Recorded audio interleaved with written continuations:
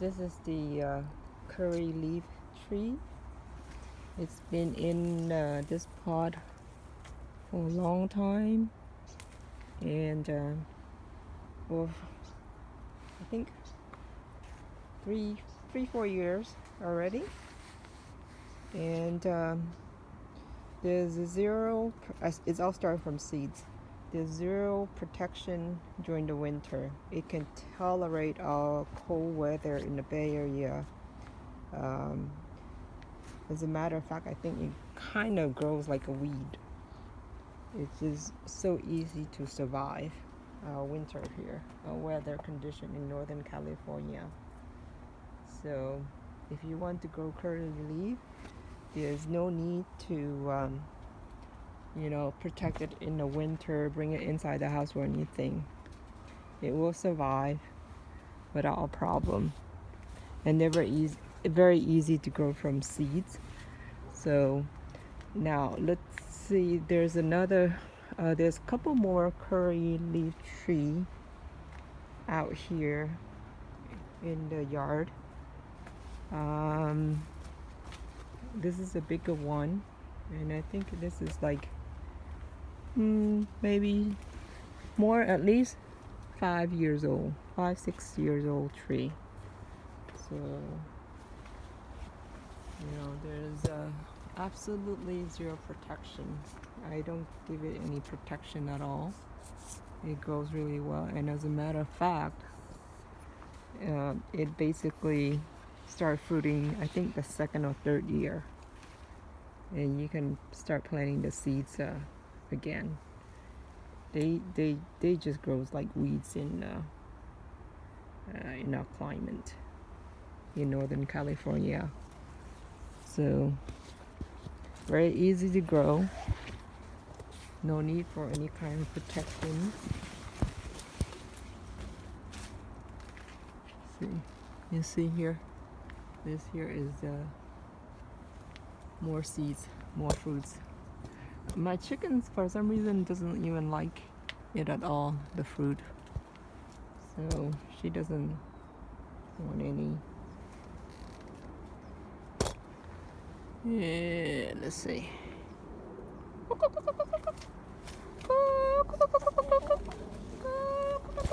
Let's see if she wants any.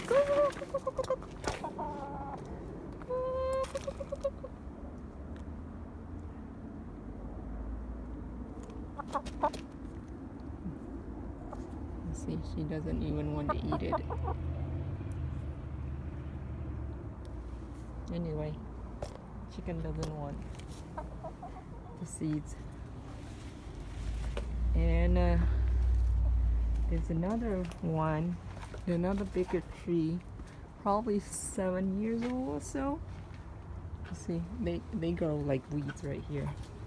So I'm trying to make it into a tree, but suckers keeps on growing from it. So this one is in a pot.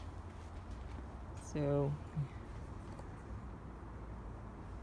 I'm trying to shape it into a tree. And the other thing is that this part here is about 4.5 feet. And the reason I like it, most of all my trees to be like this, is so that it's easier to walk underneath it and plant stuff below it, as opposed to make it into a bush. So I try to, basically leave a full 5 feet beneath the canopy, so that we can walk around it. And so here's an interesting one. Here's another one. This one is about maybe 7 years old or something. Absolutely zero protection. And the interesting thing is, if you look at it, look at this. Okay. Let's see. Look at it grows so easily, and here's the roots. And looks like suckers are coming up from the roots. You see? You can probably make a whole bunch of plants out of these suckers. So it just shoots up from the roots. So yeah, they are like weeds, you see some more here. So I've been pinching it off because I want all the energy to go up to the top of the tree so I can have it a tree as opposed to like bushes, you know. So see, they just comes out easily. I don't know why. Maybe there's not enough soil and they just basically form suckers. So let's see here. You see all these suckers? And you see that it just comes out from the roots. So I don't want that. So maybe we'll make it into a separate tree here. Just plant it in here.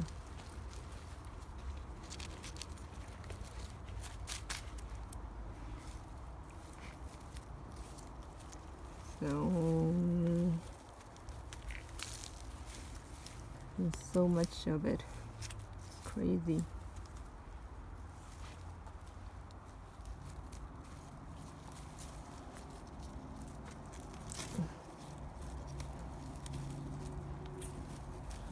Yeah, I want all the energy to be on the top of the tree, not suckers coming out like this.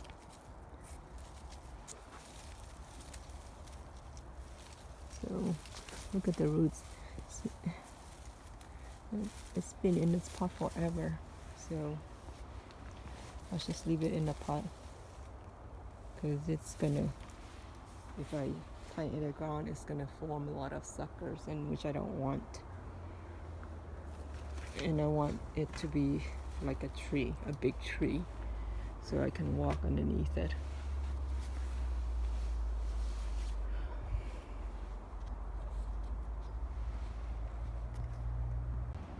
So back in 2010, 11, I used to try to protect the curly leaf seedling, which I started from seeds.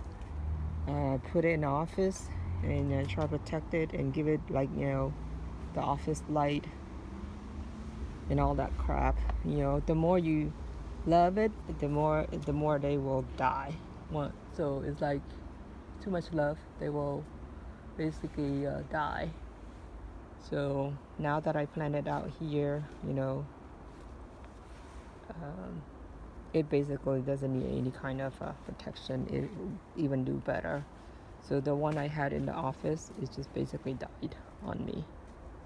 Too much love.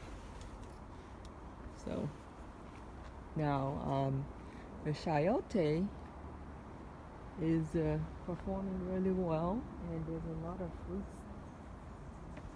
that are coming on.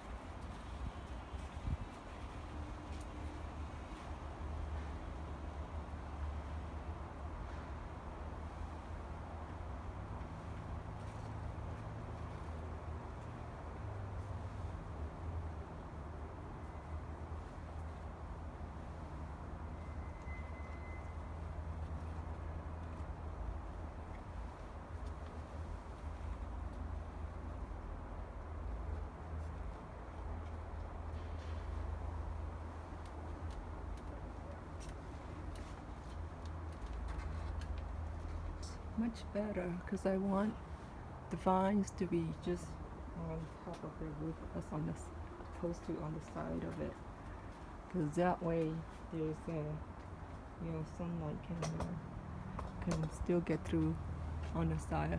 Otherwise there won't be any sunlight inside the greenhouse. So I want all the vines to be just crawling on top of the roof. It looks good. Much cleaner, better.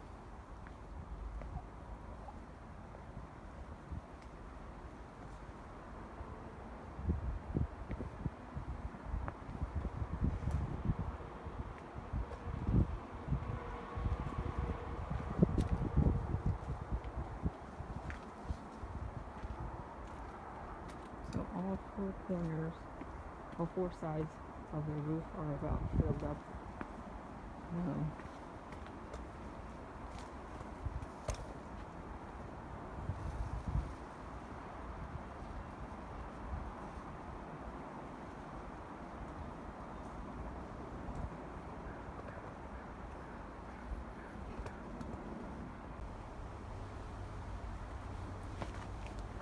Hey, I'm making stir-fry beef with long-yard beans and bell pepper today.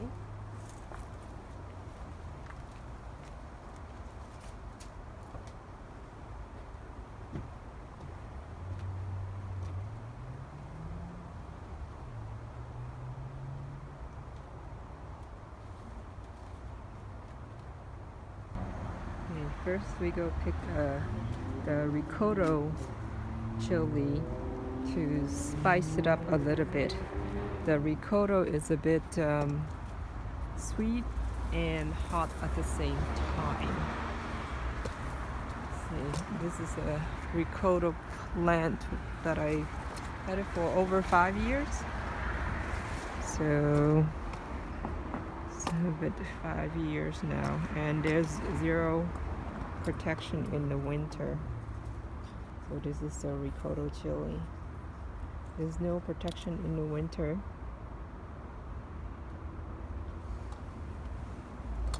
It survived the winter without any protection.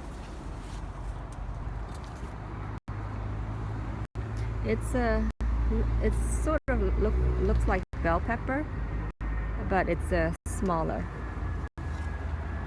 and spicy, very spicy.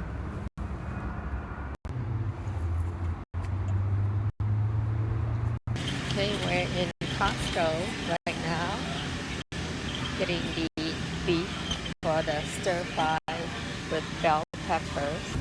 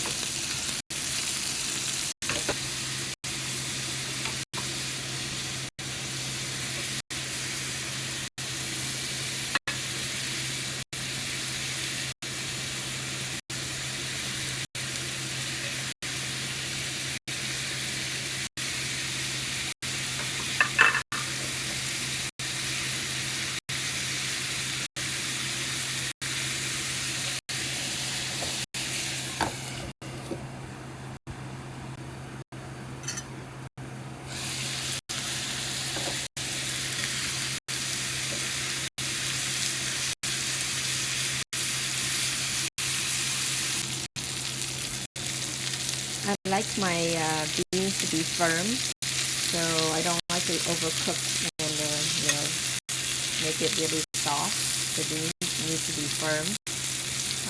It'll taste better. And some people like it soft. My preference is it's firm and a bit crunchy, not overcooked. Same thing with the bell pepper. I add bell pepper towards the end because I don't like my bell peppers to be soft either. It needs to be firm and crunchy. The texture will be much better.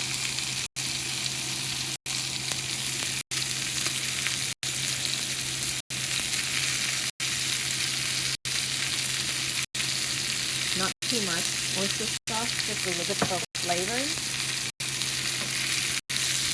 I don't like to measure. I just basically do it, just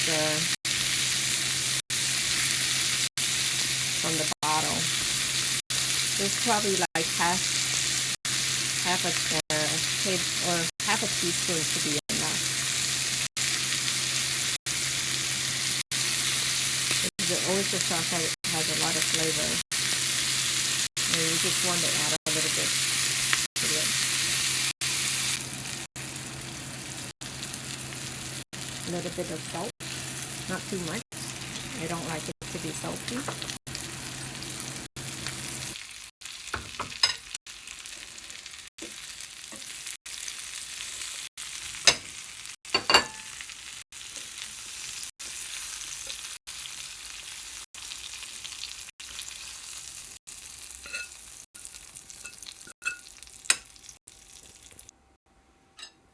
So there's a lot of flavors on the pan.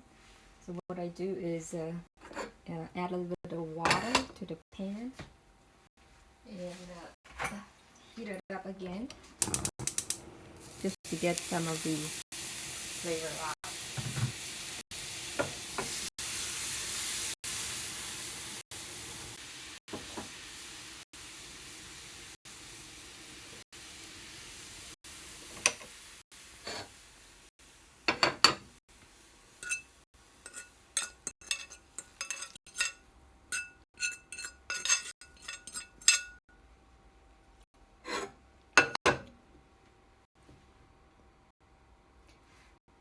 Stir fry string bean with bell peppers and steaks.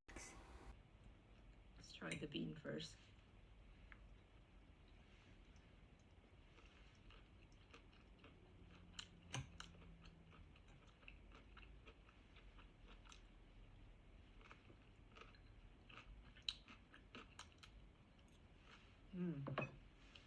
The ricotta is spicy.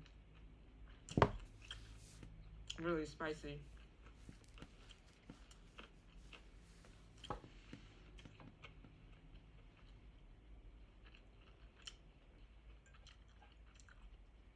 It just fuses together, the bell pepper and the beef.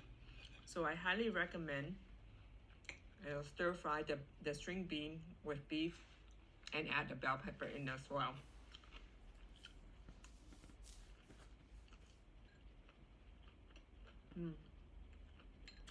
Delicious.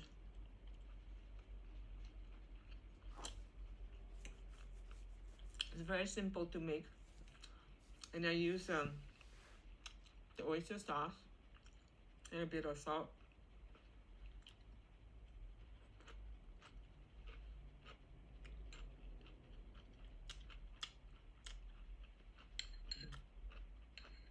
It's really flavorful.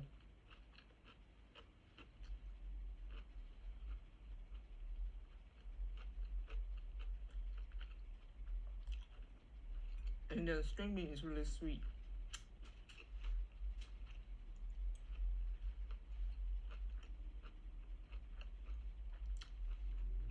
Usually in Asian cooking, they always use MSG. No MSG in any of my cooking. And I hardly ever use sugar as well. It gives it natural flavors if you don't use most of the other additives.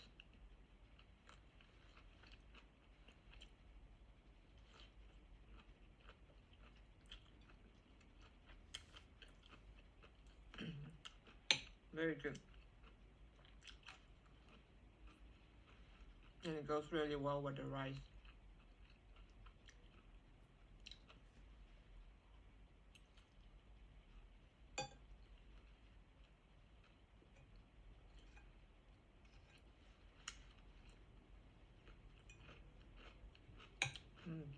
The bell pepper is sweet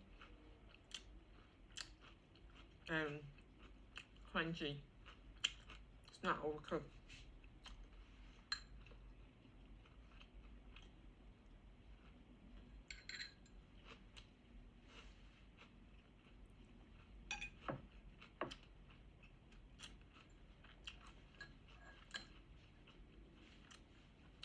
I think this is my favorite dish so far. The combo of bell pepper